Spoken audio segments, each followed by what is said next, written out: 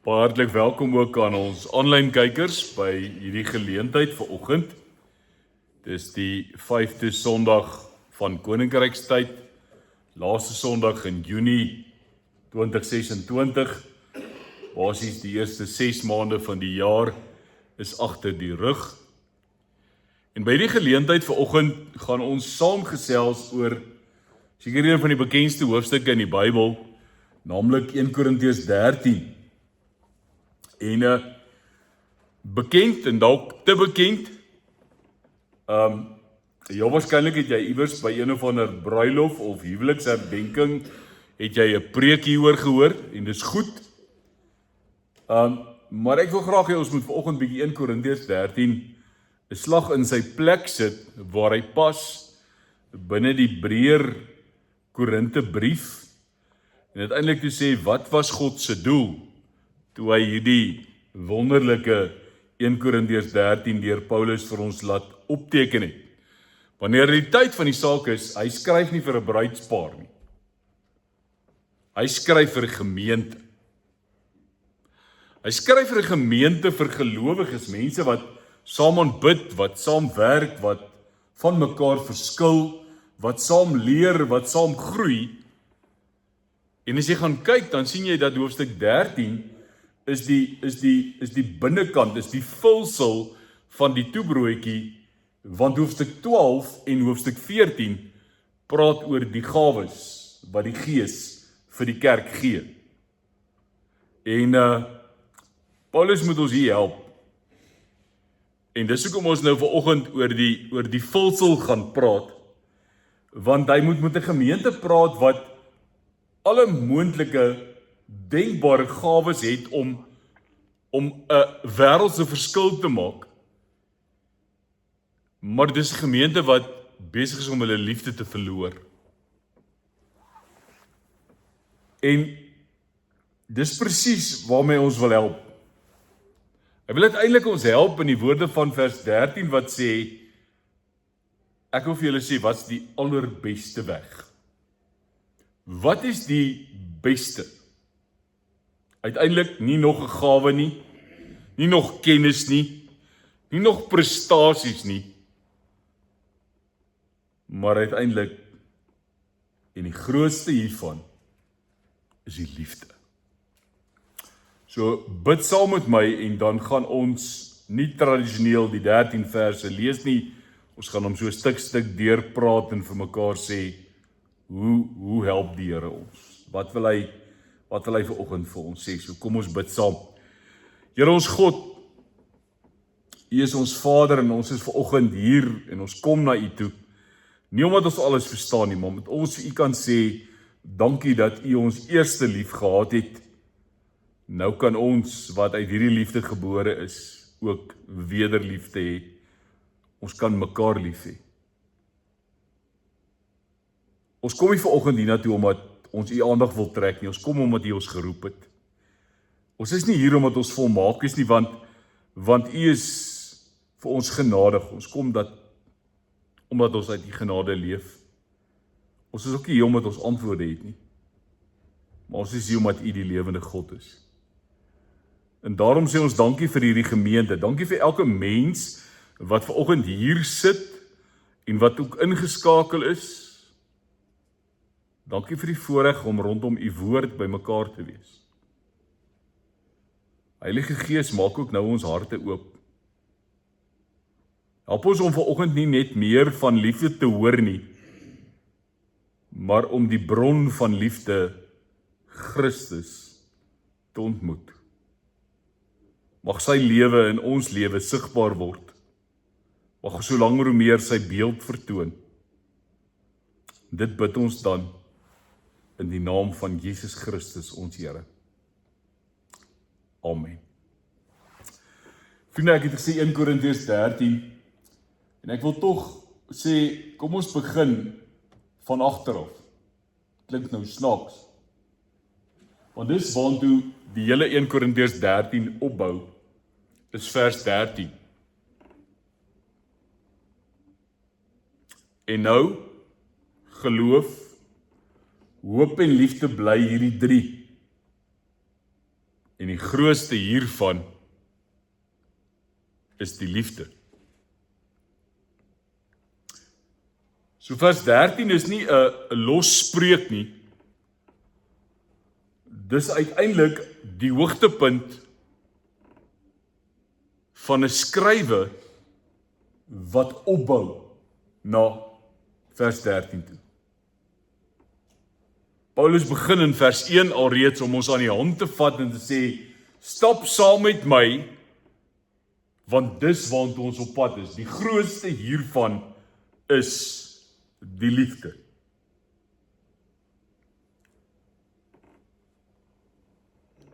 En ons moet dit leer verstaan. So ek het gesê, ons is bekend met die gedeelte. Ons hoor dit op baie plekke. En tog moet ons vir mekaar sê, Paulus skryf dit nie vir twee verliefdes nie. Hy skryf vir 'n gemeente. Hy skryf vir mense wat sukkel om kerk te wees. Baie gawes, maar bitter min geduld. Geweldig baie kennis, maar ontbreek in nederigheid. Baie entoesiasme, op bitter min liefde. En daarom dan, as jy tyd het, gaan kyk hoe hierdie vulsel van hoofstuk 13 tussen hoofstuk 12 en 14 inpas. 12 die gawes van die Gees, 14 hoe hierdie gawes die gemeente moet opbou, en dan hoofstuk 13 wat sê, hoe doen ons dit, die allerbeste weg. So 13 is nie 'n onderbreking nie. Paulus is net besig om te sê, terwyl ons oor hierdie goed praat, kom ons praat net oor die hart. En dan gaan julle verstaan hoekom hy hoofstuk 13 opbou, soos wat hy hom opbou. Sy vraag is uiteindelik nie wie die grootste gawe nie. Sy vraag is uiteindelik nie wie die meeste gawes nie. Sy vraag is uiteindelik om te sê, word Christus se liefde in hierdie gemeenskap beskikbaar? Julle met al julle gawes en julle talente en alles wat julle het,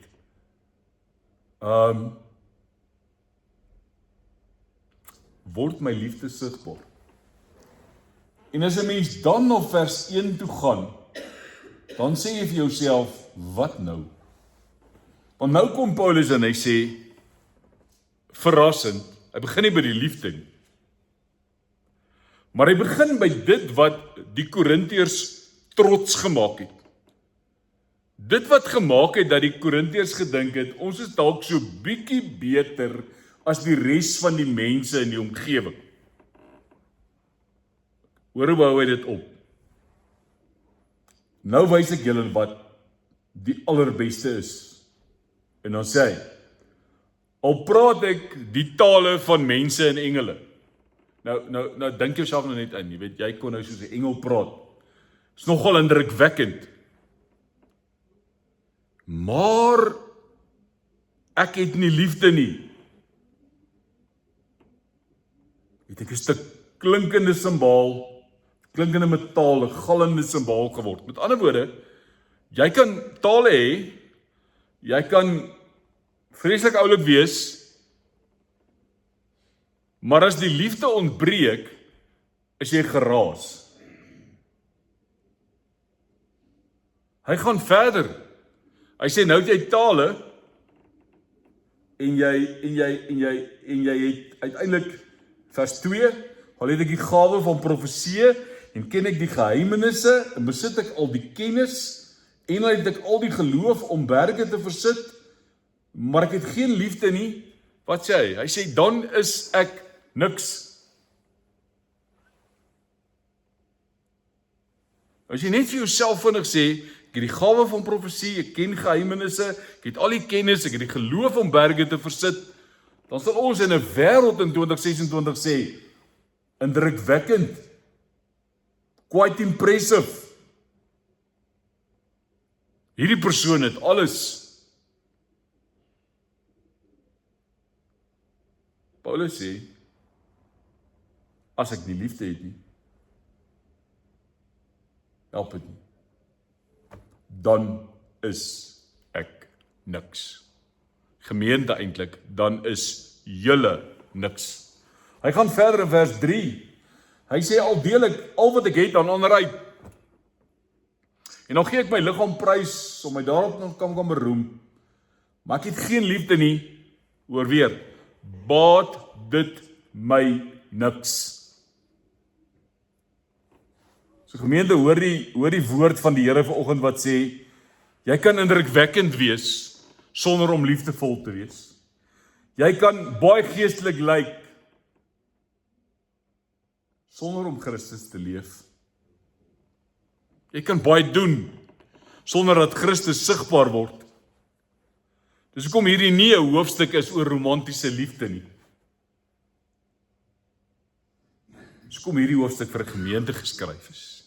So hoekom hierdie hoofstuk met 'n gemeente in 2026 praat en oor ons gaan. En die vraag vra vanoggend nie, wat doen ons nie? Want dan begin ons weer gaan na prestasie toe. Dan begin ons weer kom by 'n stuk werksgeregtigheid. Die vraag wat 1 Korintiërs 13 ons vanoggend mee help is, of wat hy voor ons kom neersit, hy sê, hoe lyk Christus tussen ons? Hoe lyk Christus in ons in die eerste plek, maar terselfdertyd tussen ons? En dan is dit vers 4. Vers 4 waar Paulus uiteindelik kom en sê, kom ons praat op 'n ander manier. Vanaf verander Paulus heeltemal sy styl. Hy gee nie 'n definisie nie. Hy hou op om te argumenteer. Hy begin soos 'n kunstenaar met 'n skildery. En hy begin kleure neersit. Hy begin en hy sê, die liefde is geduldig. En ek dink nie dis toevallig dat hy daar begin nie, want hulle was ongeduldig met mekaar. Wees geduldig met mekaar, want geduld skep ruimte. Geduld jaag nie mense weg nie. Geduld wag. Geduld dra. Geduld hou aan. Dan sê hy volgende, hy sê die liefde is vriendelik. En vriendelikheid is liefde wat raak gesien kan word. 'n Glimlag, sagte woord, 'n oor wat luister, 'n hand wat oop is, 'n deur wat oop is. En dan kom hy en hy sê, daar's 'n paar goed oor liefde wat negatief kan wees, en dit is liefde nie. Wat sê hy? Hy sê, is nie afgunstig nie, is nie grootpraterig nie, is nie verwaand nie, handel nie onwelvoeglik nie, soek nie sy eie belang nie, is nie lig geraak nie, hou nie boek van die kwaad nie, dit verbly hom nie oor die onreg nie, maar verheug hom oor die waarheid.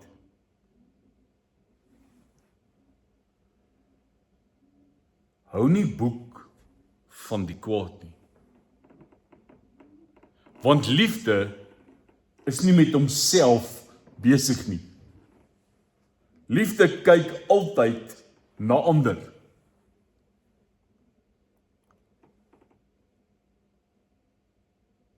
En kan ek vir jou sê, Paulus beskryf nie hier net bloot liefde nie.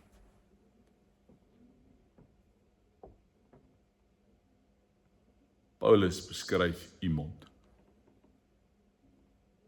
Paulus beskryf Jesus.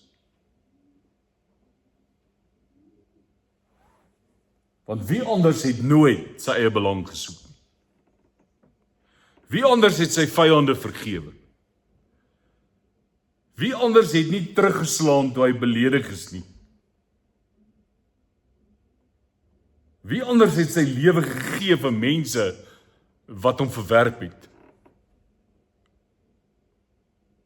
As Jesus. So as ek 1 Korintiërs 13 lees, dan sien ek uiteindelik nie net liefde nie, ek sien Jesus Christus. Daarom Daarom help Paulus ons en hy sê, dit gaan nie vanoggend daaroor om te sê, probeer net meer lief hê. Dis die Christelike lewe van leef nader aan Christus. Word hoe langer, hoe meer soos Jesus. Want hoe nader ek aan Jesus leef, hoe meer begin sy liefde deur my sigbaar word. Daarom gaan hierdie hoofstuk in die eerste plek nie oor wat ons moet doen nie, of wat ons nog moet doen nie, of waarvan ons nog meer moet doen nie. Het gaan oor wie Christus is, en hoe hy besig is om sy gemeente deur elkeen van ons te bou.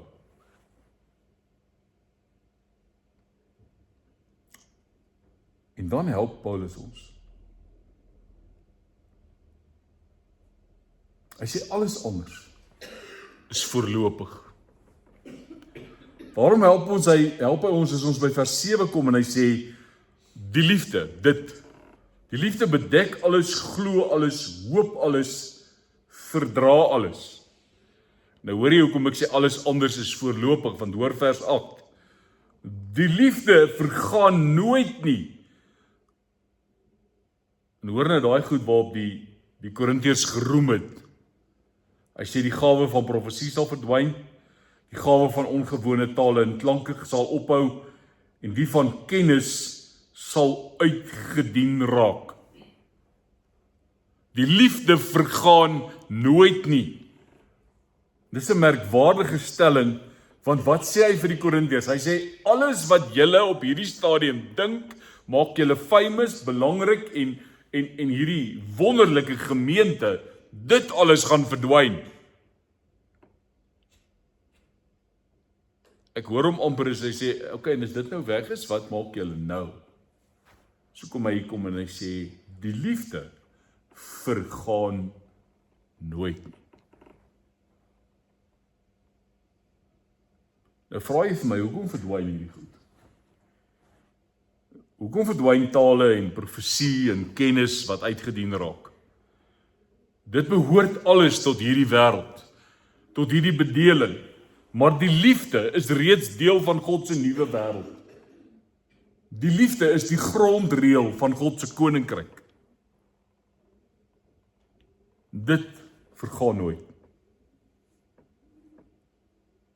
En nou help hy ons. Hy sê ons moet verstaan. Jy kan daar lees vers 9 en 10, maar kom ons kyk by vers 11. Hy sê toe ek 'n kind was, het ek gepraat soos 'n kind, ek het geredeneer soos 'n kind, maar nou dat ek 'n man is ek klaar met die dinge van 'n kind. Dis die eerste beeld. Dis die van 'n kind, toe ek 'n kind was. Nou kom ons sê vir mekaar, 'n kind verstaan nog nie alles nie. 'n Kind kan sien, maar 'n kind sien nog nie die geheel prentjie nie. En dis nie 'n gebrek nie, dis deel van groei. Dis ook ek en jy, wat vir mekaar sê, ek sien nog net ten dele. Dis eintlik wat vers 9 en 10 sê. Maar belangrik is, ek sien nie. En ek aanvaar, dis deel van my groei. Hy gaan aan in vers 12 en hy sê, hier is die tweede beeld. Nou kyk ons nog in 'n dowwe spieël.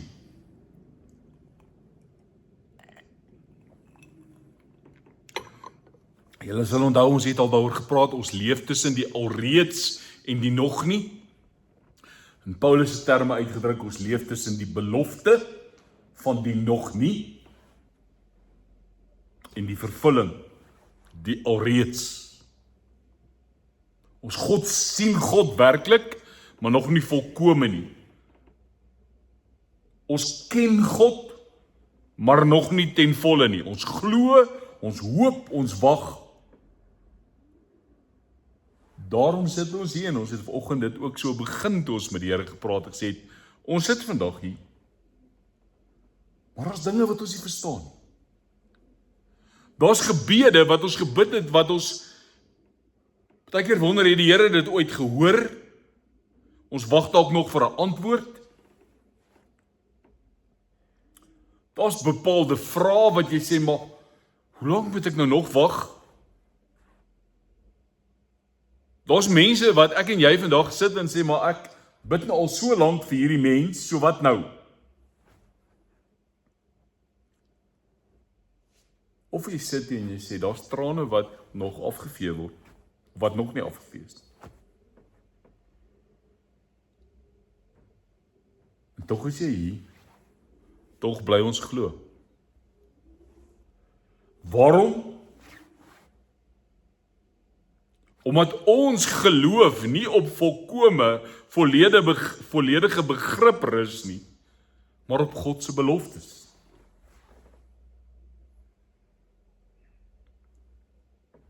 Hierdie week het 'n stelling van Henry Nouwen my baie diep geraak.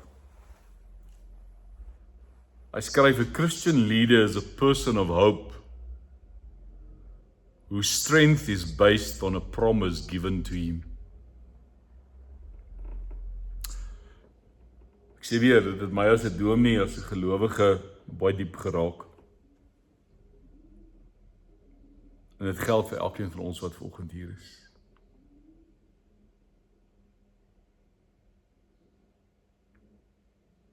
So ek en jy is mense met hoop. Maar daai hoop is 'n fundament rus op 'n belofte van God wat gesê het, ek sal julle nooit begewe en verlaat nie. Psalm 27 wat ons as fotum gebruik het, vertrou op die Here. Ek herhaal, vertrou op die Here.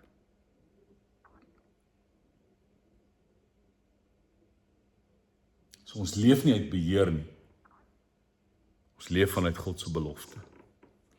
Ons leef nie omdat ons die uitkoms ken nie. Ons leef omdat ons die een ken wat die toekoms in sy hand hou. Dis hoekom Abraham kon trek sonder om die bestemming te ken. Dis hoekom Moses die volk kon uitlei sonder om die beloofde land te sien. Dis hoekom Paulus bly preek, al is hy vervolg. Dis hoekom ek en jy aanhou glo, nie omdat alles duidelik is nie, maar omdat God getrou is. En daarmee help die Hebreërbriefskrywer ons as hy sê, ons het hierdie hoop as 'n veilige, onbeweeglike anker van die siel. Ek wil gou jy moet net saam met my dink oor 'n anker. 'n Anker laat nie 'n storm ophou nie. 'n Anker hou die skip in die storm vas.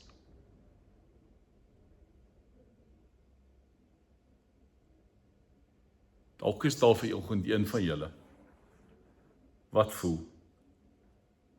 my storm is groter as my hoop. Kom ek bring vir jou rus. Paulus sê nie vanoggend vir jou, glo meer nie.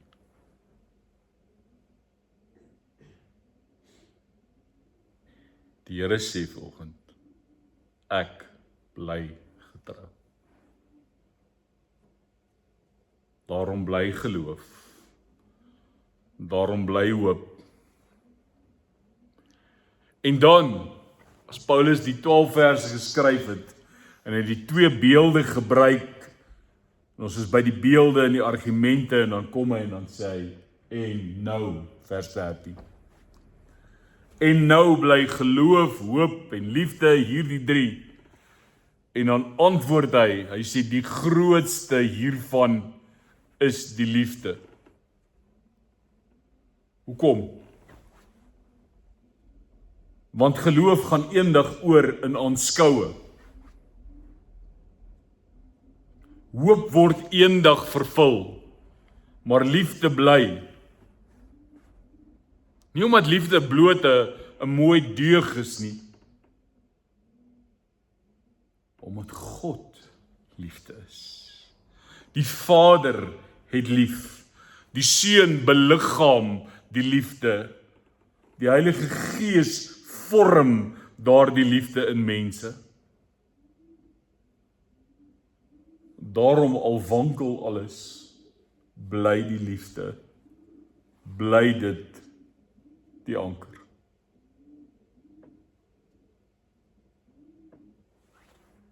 Nou vra ons vir mekaar, hoe lyk die liefde? Want julle moet binnekort by die deure uitstap en met julle lewens aangaan.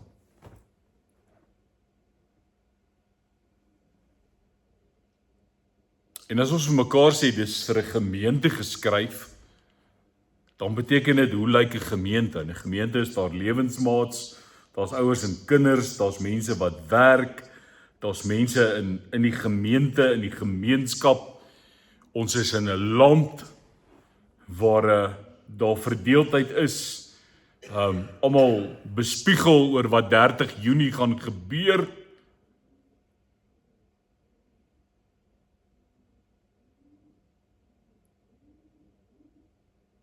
En nou help ons goeie vriend Paulus ons.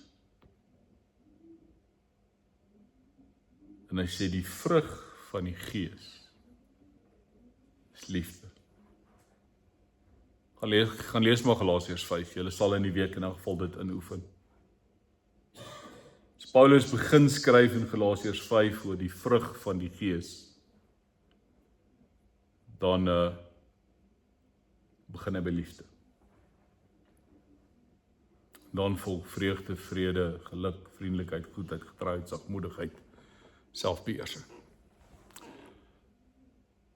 En ek wil jou tog help om vanoggend baie mooi te hoor dat as Paulus praat, Galasiërs 5, dan praat hy nie oor die vrugte van die Gees nie. Ek het gaan huiswerk doen, ek was in die Grieks gewees. Paulus praat nie enkel van. Paulus praat van die vrug van die Gees.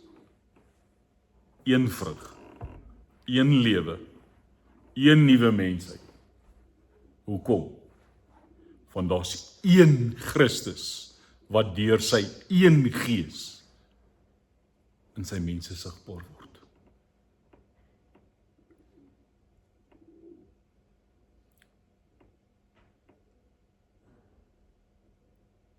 Vrug van die Gees is een. En omdat liefde die grootste is, kleur dit hierdie hele vrug. Daarom is hierdie lysie wat opgenoem word, is uiteindelik nie losstaande prestasies nie. Dis nie 'n to-do list nie. Dis nie 'n tickbox.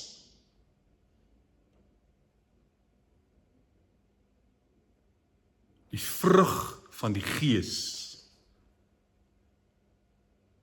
is die manier waarop Christus se liefde sigbaar word in die lewe van hulle wat deur die Gees gevorm word. So daarom moet ons vir mekaar sê, kom ons trek 'n paar strepe en ons sê vir mekaar, die bron van die vrug is die Gees. Die inhoud van die vrug is die lewe van Christus.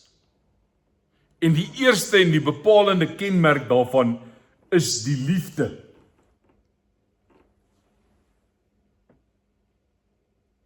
En die sigbare uitwerking daarvan is uiteindelik die vrug.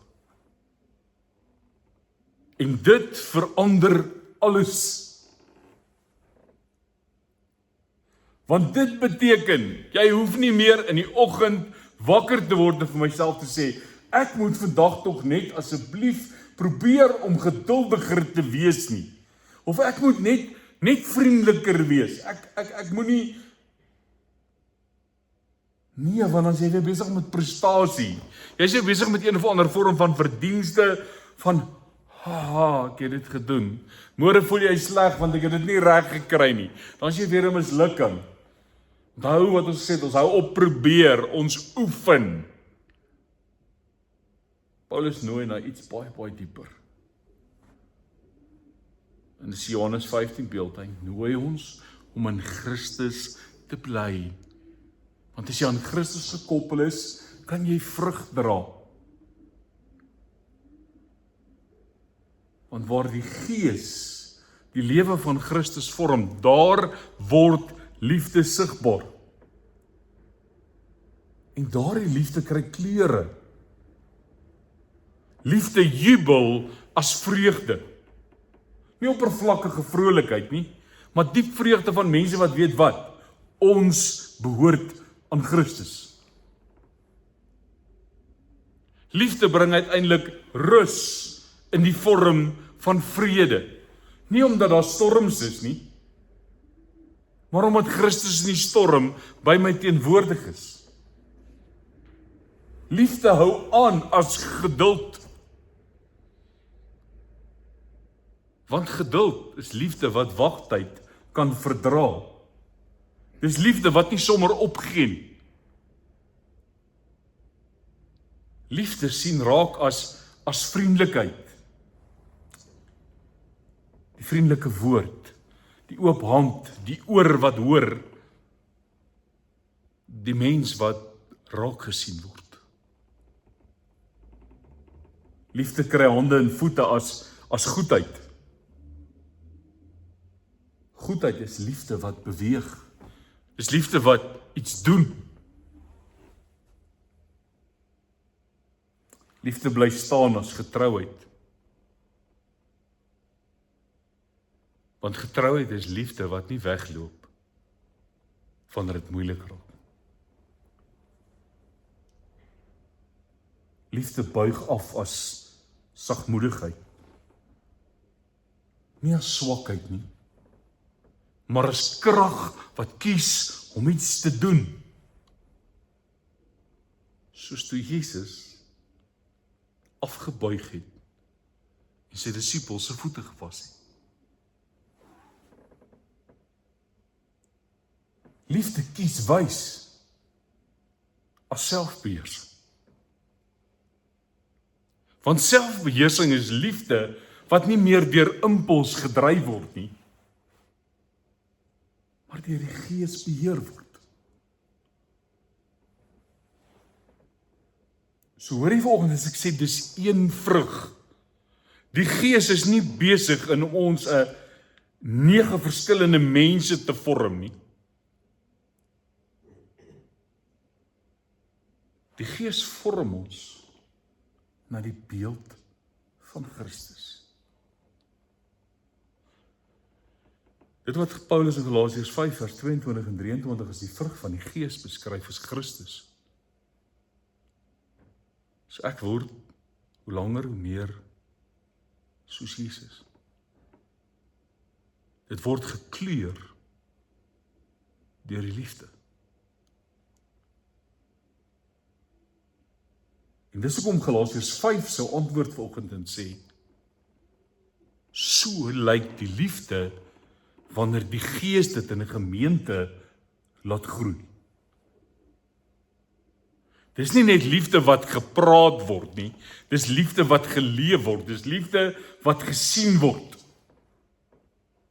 Dis 'n liefde wat mense laat vra, wat is anders aan hierdie gemeente?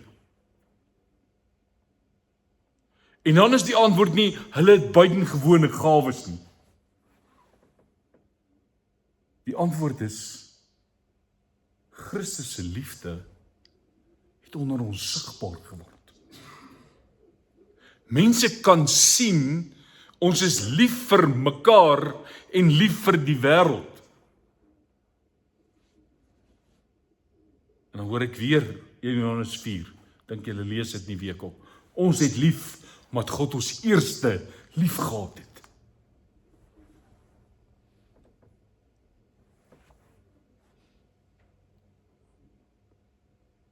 In een van die adventsliedere sing ons God is liefde, juig ons harte en bedink wat liefde doen, dat hy ons sy seun gegee het om ons sonde te versoen. Hy wat eerste lief gehad het, het in liefde ons vergeef, Nou kan ons uit God gebore, uit die bron van liefde leef. So my liewe broer en suster, jy wat luister, ons leef uit Christus. Ons leef uit die bron van liefde. Daarom leef ons uit genade. Daarom leef ons uit belofte. Daarom leef ons uit hoop.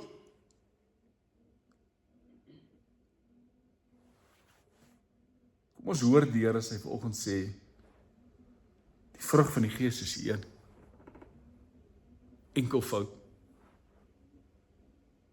En omdat die liefde die grootste is, kleur liefde die hele vrug. As die Gees in ons woon, wanneer Christus deur sy Gees in ons leef, dan word die liefde sigbaar. Dis die vrug. Dis Christus.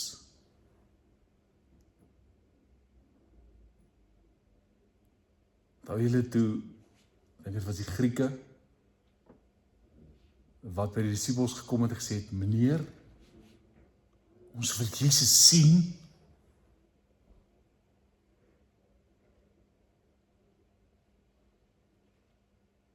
Wat moet ons vir mekaar sê? Dis Andreas gewees. Ek en jy sonder om selfvoldaan en volmaak te probeer klink, kan sê, maar ek is beelddraer van Christus. Ek is verteenwoordiger van Christus. Jy is eintlik veronderstel om iets van Jesus in my te sien.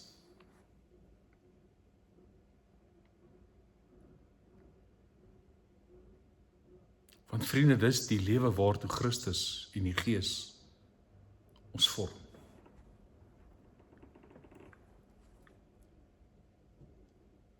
So kom ons sê vir mekaar, as alles anders vankom, bly die liefde.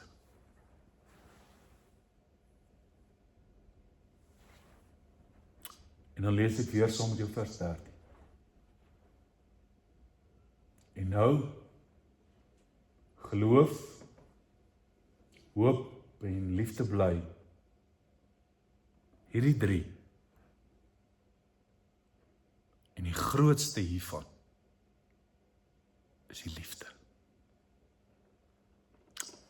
Kom ek gee vir jou tyd om net so 'n bietjie stil na te dink.